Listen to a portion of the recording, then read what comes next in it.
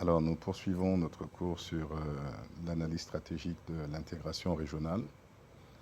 La leçon d'aujourd'hui va s'intituler de Lomé à Cotonou en passant par Genève. Et vous verrez pourquoi.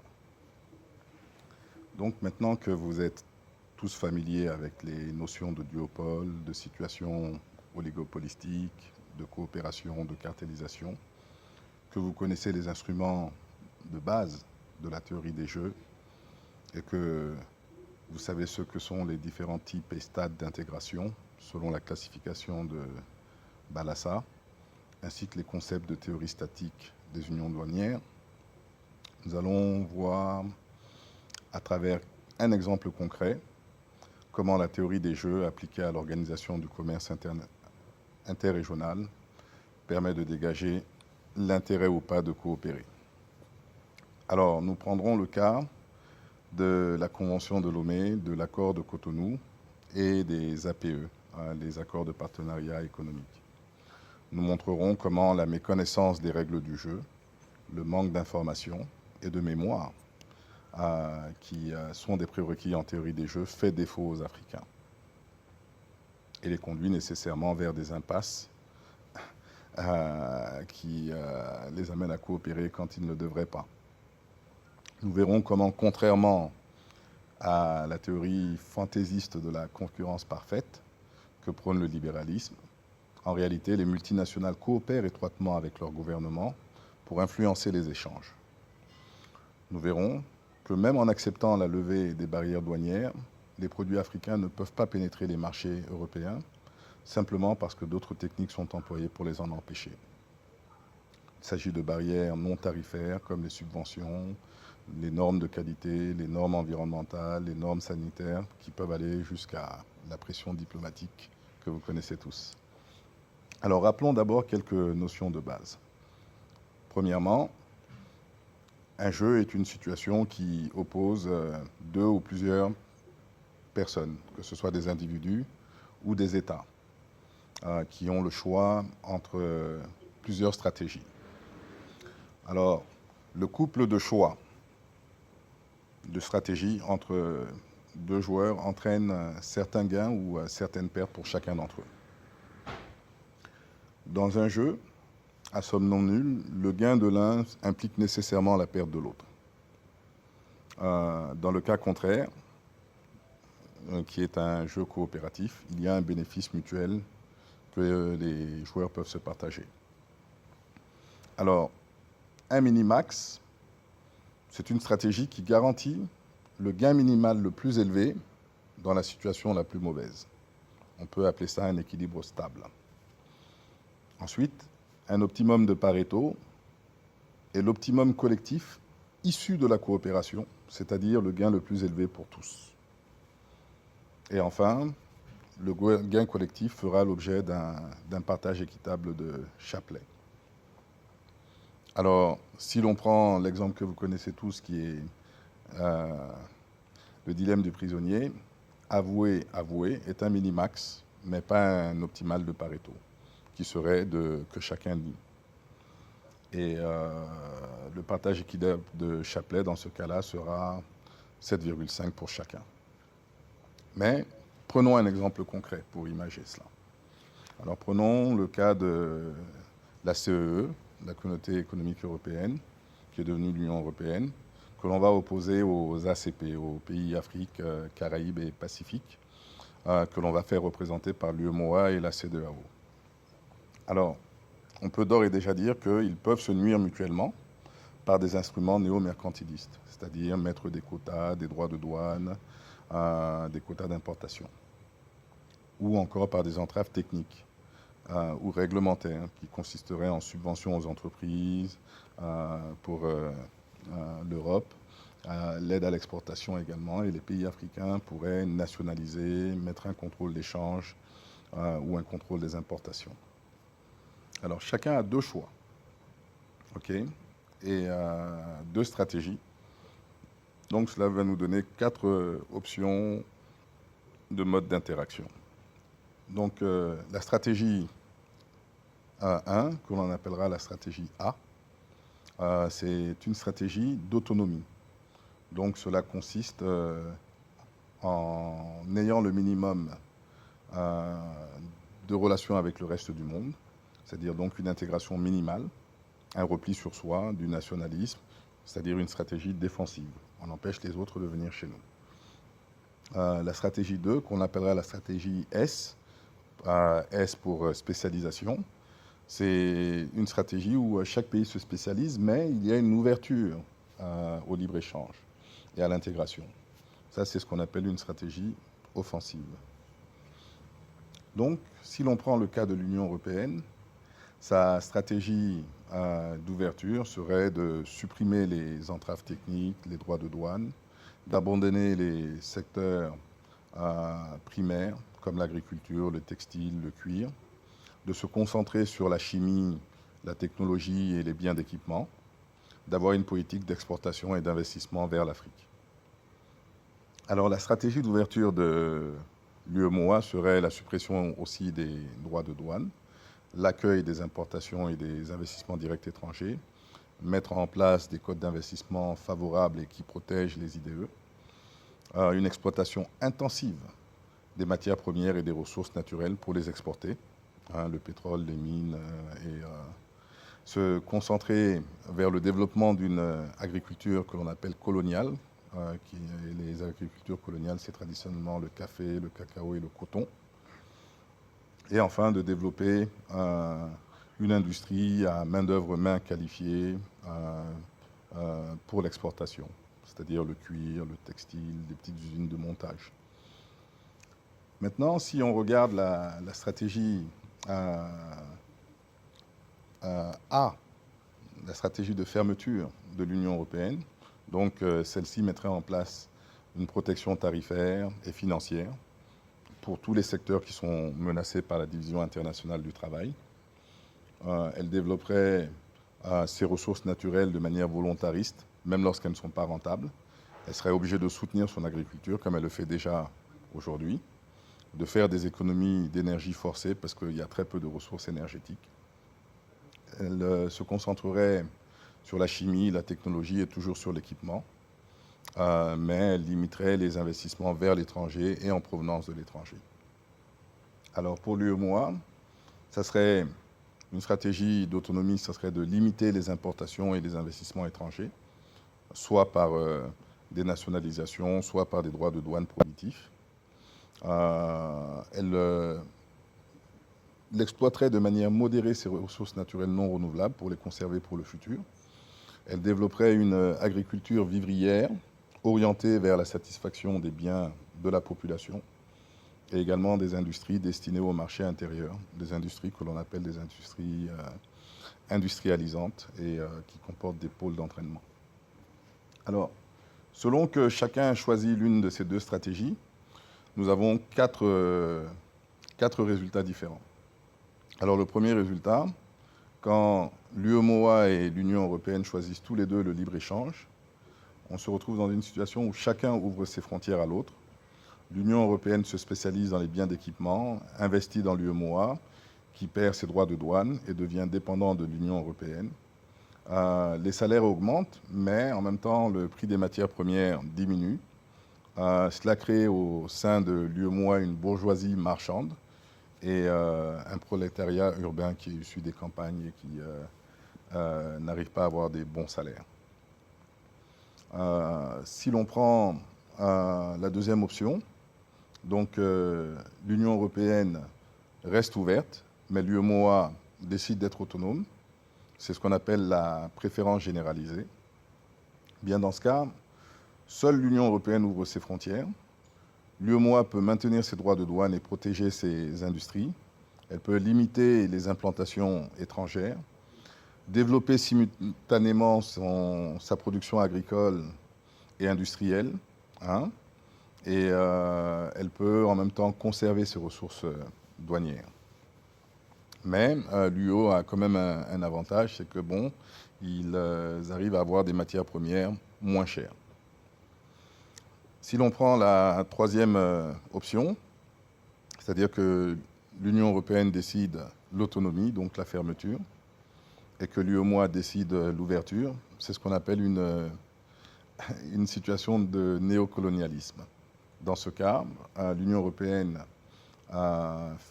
freine les importations, mais investit dans l'UEMOA pour tirer profit des produits coloniaux que l'on a cités et des matières premières qui lui sont indispensables. Elle vend à l'UEMOA des produits de base, mais ne tire plus profit des matières premières moins chères. La quatrième option, c'est celle de l'isolement. Alors l'isolement, c'est quand chacun décide de rester de son côté. Et donc l'échange se limite au strict minimum. Le développement économique est fortement réduit pour chacun, mais surtout dans l'Union européenne, qui gagne plus à l'échange avec l'UEMOA, qui se développe plus lentement, mais également plus sûrement. Alors, nous voyons clairement que la meilleure option pour l'Union européenne est une stratégie de libre-échange. Et que l'autonomie des ACP, de l'UEMOA, lui coûte trop cher et peut freiner son développement. C'est-à-dire que quand l'UEMOA est autonome, eh bien ça coûte cher à l'Union européenne. Parce que, bon, elle doit chercher elle-même ses propres ressources naturelles, développer des trucs qui ne sont pas rentables et puis être en manque de tout. Donc la meilleure option pour l'UEMOA, à long terme, c'est la stratégie d'autonomie. Et que l'intérêt de l'Union européenne est de faire en sorte que l'UEMOA accepte le libre-échange. Donc, comment l'Union européenne peut-elle faire pour que l'UEMOA accepte le libre-échange? Eh bien, donc, il faut une stratégie à jeu répétitif, que l'on appellera coopératif, avec des effets de mémoire pour les uns et pas pour les autres. Qu'il faut des règles du jeu qui sont au début très claires, mais qui vont finir par changer. Mais pour faire cela, on ne peut pas directement dire aux pays africains, venez, nous allons faire le libre-échange. Il faut trouver des mécanismes qui les amènent à faire cela progressivement. Donc phase 1, on décide de créer un cadre de concertation et de créer ce qu'on appelle la Convention de Lomé. Et l'objectif, donc vous vous souvenez qu'en théorie des jeux, il faut savoir quelles sont les motivations des uns. Donc les motivations affichées, c'est de dire que bon, nous allons aider les pays ACP à s'intégrer à l'économie de marché. Et puis on va créer un cadre dans lequel l'UEMOA pourra décider de rester autonome et que l'Union européenne, elle, décidera d'ouvrir ses frontières. Concrètement, ça veut dire que l'Union européenne autorise les produits de l'UEMOA sans droit de douane, mais continue à payer des droits de douane pour ce qu'elle apporte dans l'UEMOA. Vous voyez que c'est intéressant pour l'UEMOA, apparemment. Et donc, on commence le jeu. Donc, dans Lomé 1, il y a 46 pays ACP qui sont présents. Il est signé en 1975. Et donc, pour attirer ces pays, on leur dit que bon, on va mettre en place ce qu'on appelle le STABEX, qui est un système de stabilisation et de compensation des pertes des recettes d'exportation pour les pays ACP. Ça veut dire que bon, si vous êtes un pays ACP qui est membre de la Convention de Lomé, tous les produits que vous importez et vous exportez vers l'Europe, eh bien, si vous avez des pertes dues au change ou dues à la baisse du cours des matières premières, eh bien, l'Union européenne va vous compenser. Et cette compensation est instaurée pour 48 produits agricoles de base. Et donc, c'est alléchant. Donc, il y a 46 pays qui sont venus. Mais 46 pays, ce n'est pas suffisant, il en faut plus. Donc, en 1979, eh bien, l'Union européenne met en place la deuxième phase, qu'on appelle Lomé 2. Et là, on dit aux pays, bon, on a subventionné, du moins on a aidé votre agriculture. Maintenant, on se dit, mais il n'y a pas de pays minier qui a intérêt à une subvention de l'agriculture ou à une aide à l'agriculture. Donc, on va mettre en place un nouveau mécanisme qui s'appelle le SISMIN. Et le SISMIN, ça dit que si les cours mondiaux menacent vos outils de production dans le secteur minier, eh bien, si vous faites partie des ACP, eh bien, l'Europe met en place un fonds qui intervient pour vous compenser. Plip. Donc maintenant, Lomé 2, 1979, on a 57 pays qui ont adhéré. Et finalement, on passe à la phase 3, donc Lomé 3, en 1984. Et on dit, bon, en plus de tout ce qu'on vous a déjà donné, nous allons mettre en place un protocole sur le sucre. Ça veut dire que l'Union européenne s'engage maintenant à acheter tout le sucre de canne qui est produit dans les ACP au même prix que les Européens.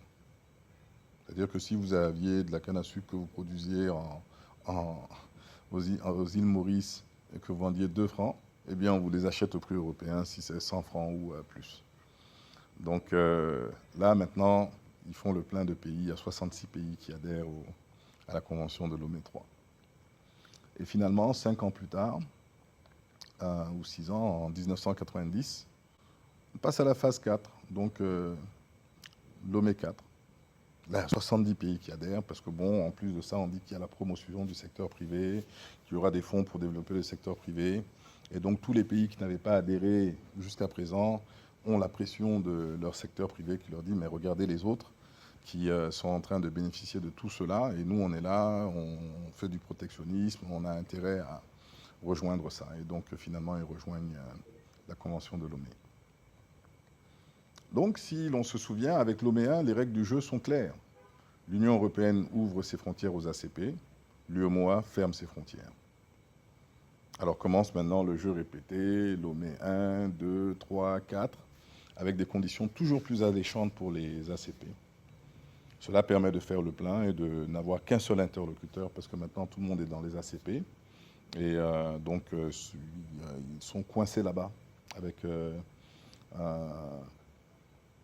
un ou plusieurs interlocuteurs. Donc en même temps, comme on les a amenés vers l'intégration régionale, bien quand une décision est prise au niveau de la région, tous les autres pays sont obligés de l'appliquer.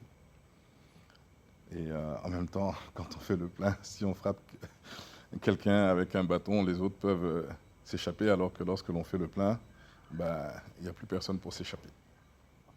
Donc après 20 ans de ce système, on est dans une situation où seule l'Union européenne garde une mémoire des motivations initiales, c'est-à-dire que les ACP, avec des acteurs qui changent, sans mémoire, pensent qu'il s'agit maintenant d'une situation où ils sont, où l'Union européenne les aide, comme on dit chez nous, fils habilia. Et donc pour bétonner le système et s'assurer que, bon, tout le monde se tient tranquille, on fait rentrer de plus en plus d'acteurs non étatiques, comme la Banque mondiale, le Fonds monétaire, l'ONU, l'UNESCO, le PNUD, voilà, qui seront, on peut dire, l'assurance que les pays bénéficiaires se tiennent tranquilles, l'assurance de leur obéissance.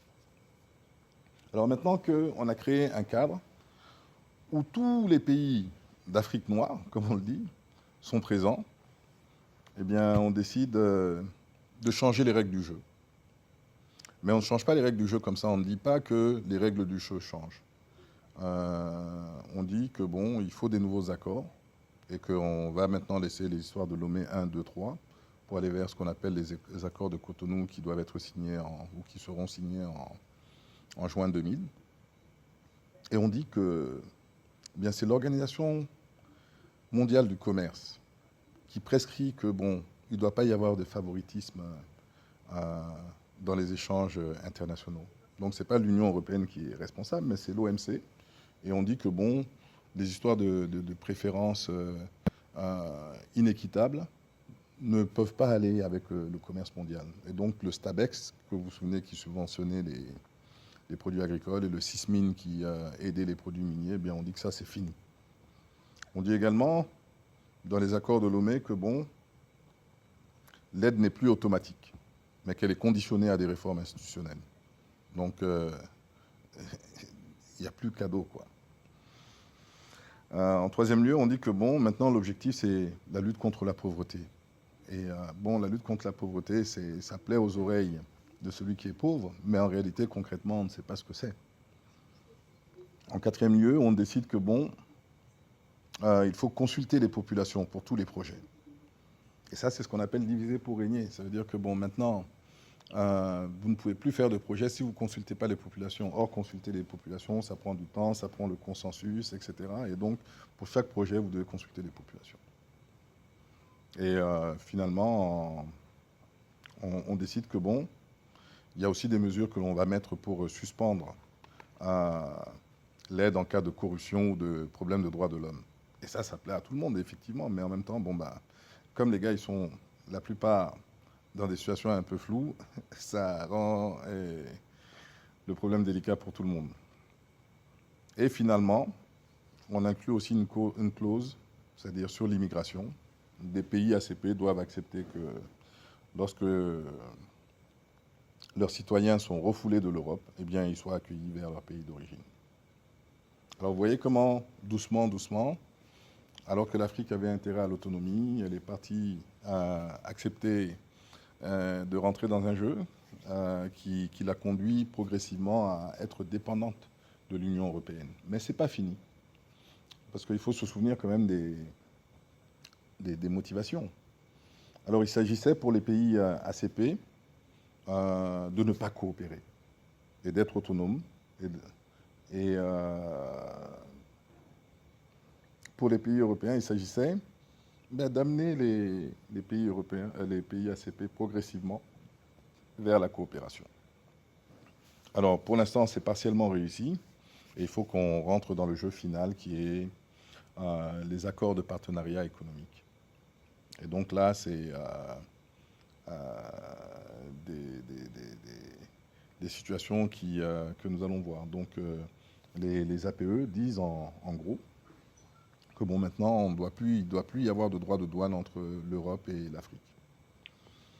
Et puis qu'il est interdit, pour l'instant, dans une première phase, d'augmenter les droits de douane, qu'il est interdit de mettre des quotas d'exportation ou d'importation, c'est-à-dire sur les produits des pays ACP, que la suppression des subventions à l'exportation des produits agricoles de l'Union européenne se fera de manière progressive, et que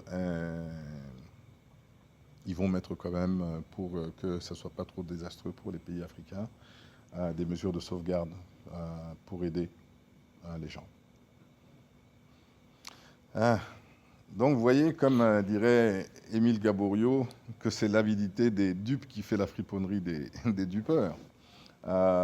Les pays ACP avaient intérêt à une stratégie d'autonomie. Or, maintenant, ils se retrouvent dans une situation de libre-échange.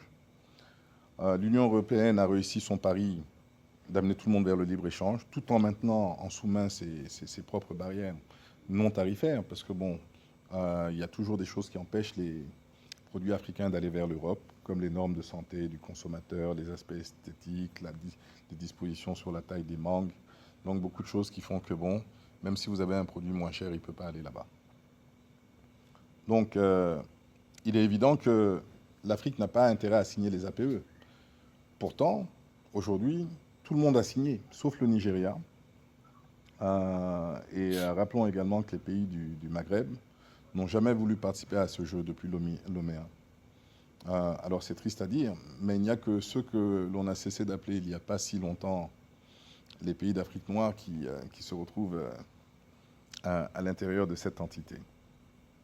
Alors souvenez-vous des termes du cours précédent, qui sont cartélisation, dialogue, coopération, concentration, dissuasion. Et bien maintenant, nous sommes dans la phase de dissuasion.